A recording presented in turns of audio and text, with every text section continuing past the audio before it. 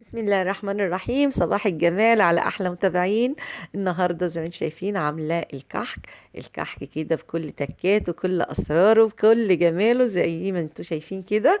طالع زي القمر كده، الواحده جميله وشكلها لذيذ شيك كده، الحجم واحد، الطعم في منتهى الجمال بيدوب في البق. الملبن طري من جوه، المكسرات مقرمشه، يعني طالع المره دي مظبوط 100%. هنقول لكم كل المقادير بالظبط، بس يا ريت لو اول مره تشوفيني يا ريت تعملي اشتراك، وما تنسيش لو عجبك الفيديو تعملي لايك علشان يوصل لمتابعين تانيين. زي ما انتم شايفين كده طلع شكله في منتهى الجمال. هنعمل مع بعض مقادير كيلو دقيق. انا جايبه كيلو دقيق متعدد الاستخدامات.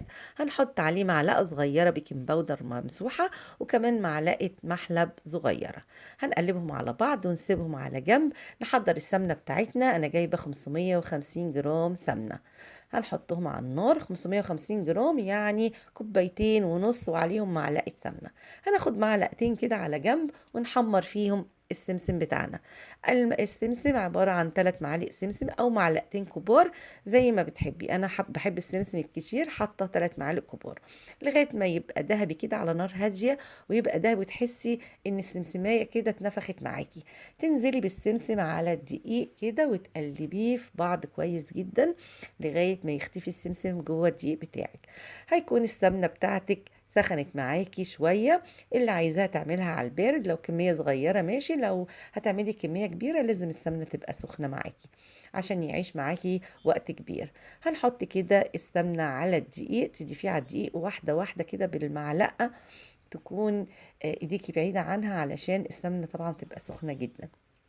طبعا مش هنقدر نبسه كده بايديا دلوقتي. نقلبه كويس جدا كده بالمعلقه واحده واحده لغايه ما الدقيق بتاعي يختفي خالص. انا عايزه الدقيق يختلط بالسمنه كلها اللي موجوده عندي. يعني تطلعي كده من النص، هتبصي من النص هتلاقي او من الحروف هتلاقي لسه في دقيق ما اتلخبطش او ما اختلطش بالسمنه. بعد ما برد شويه هنبسه بايديا زي ما انتم شايفين كده. انا مش عايزه اعجن، انا عايزه ابسه واخلطه بس بالسمنه، مش اكتر ولا اقل. زي ما انتم شايفين العجينه طريه كده زي الملبن لوحديها من غير ما اضيف ليها اي اضافات. هنبسها كويس جدا وبعدين هنحضر الخميره بتاعتي. انا جايبه كوبايه، هنحط معلقتين سكر وكمان معلقه خميره فوريه كبيره. يبقى معلقتين سكر او معلقه سكر مفيش مشكله، ومعلقه خميره فوريه كبيره، ونحط عليها ميه. الميه دي مش لازم تبقى سخنه، بارده عادي، لان العجينه اوريدي دافيه. طبعا انت مش هتحطي الخميره غير لما العجينه تبرد معاكي، لان لو حطيتي الخميره والعجينه لسه سخنه هتفسد الخميره معاكي.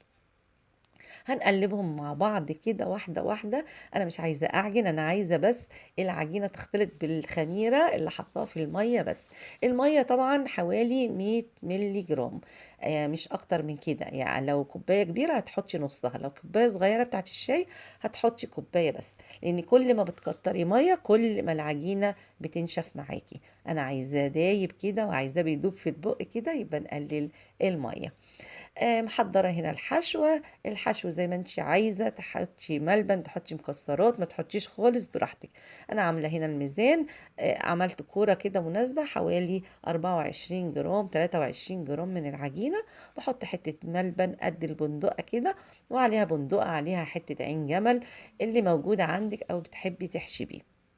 هتحطي في الصاج بتاعك. انا جايبه بصامه من العاديه زي ما انتم شايفين، وجايبه بصامه مكنه كده طالعه جديده.